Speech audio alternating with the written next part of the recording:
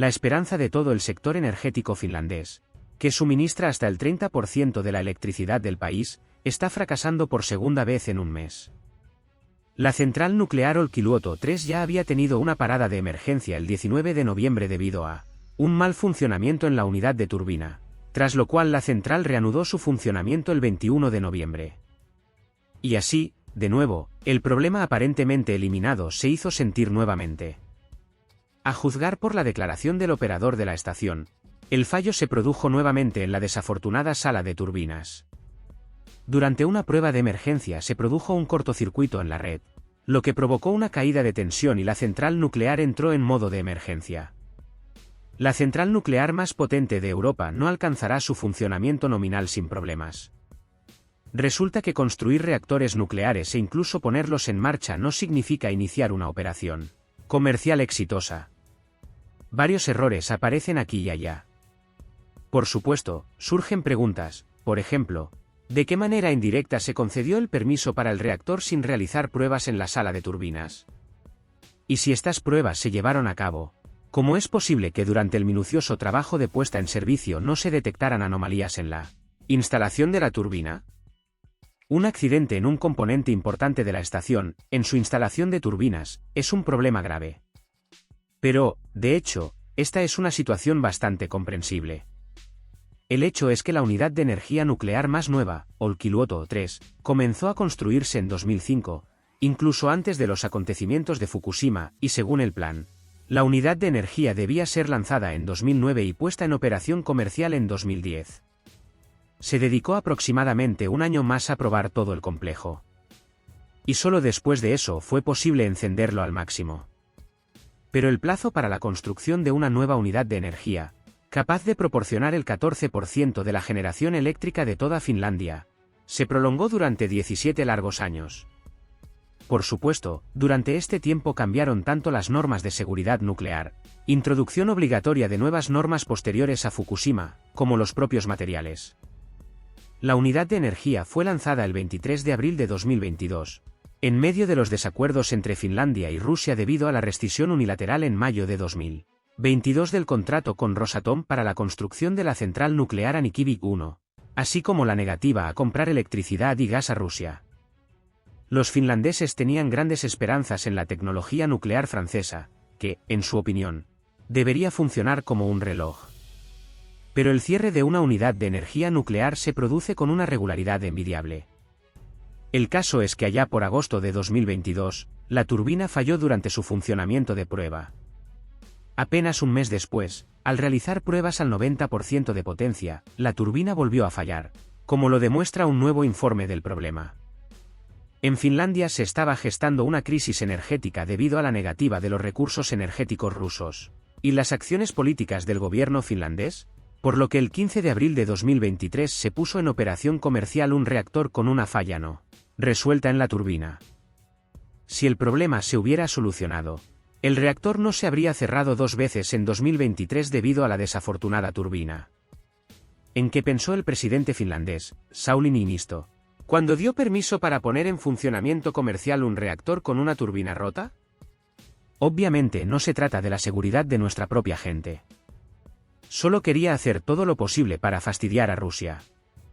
Pero los problemas no tardaron en llegar, y el 19 y el 29 de noviembre de 2023, tradicionalmente, la turbina falló, deteniendo la unidad de potencia ya conectada a la red. Equilibrar 1,6 GW de capacidad eléctrica en la red eléctrica finlandesa no es tan fácil, porque todo lo demás también está empezando a desperdiciarse. Un par más de estos cortes y la red eléctrica de Finlandia colapsarán. Justo en medio de las heladas invernales. Además, en agosto de 2023, debido a un mal funcionamiento en el sistema de refrigeración del generador, la unidad de energía de la central nuclear Olkiluoto 2 estuvo parada durante varias semanas. El largo tiempo de inactividad provocó un fuerte aumento en los precios de la electricidad en el país.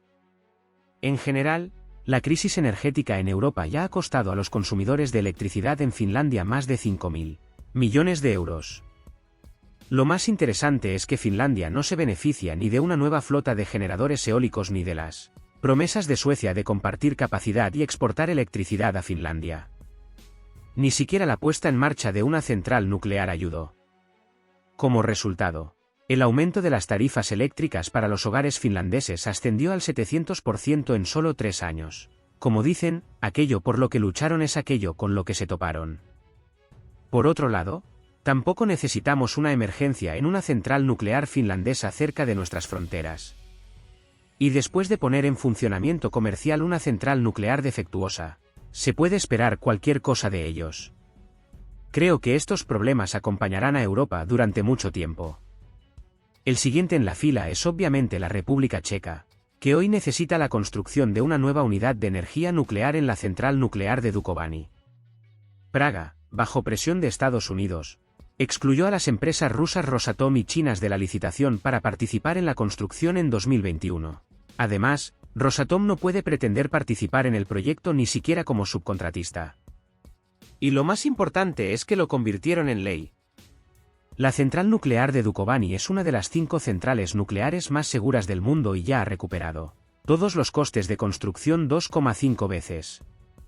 Las autoridades finlandesas han decidido rescindir el acuerdo de cooperación transfronteriza con Rusia, según la resolución del Gabinete de Ministros del país. Cabe señalar que Helsinki recibió una nota del Ministerio de Asuntos Exteriores de Rusia sobre este tema el 25 de octubre, por lo que el gobierno apoyó su propia resolución de rescindir el tratado. El Consejo de Estado emite una resolución para cancelar el acuerdo entre la República de Finlandia y el Gobierno de la Federación de Rusia sobre el desarrollo de la cooperación transfronteriza entre la República de Finlandia y la Federación de Rusia. Según la información proporcionada, la decisión entrará en vigor el 24 de enero del próximo año.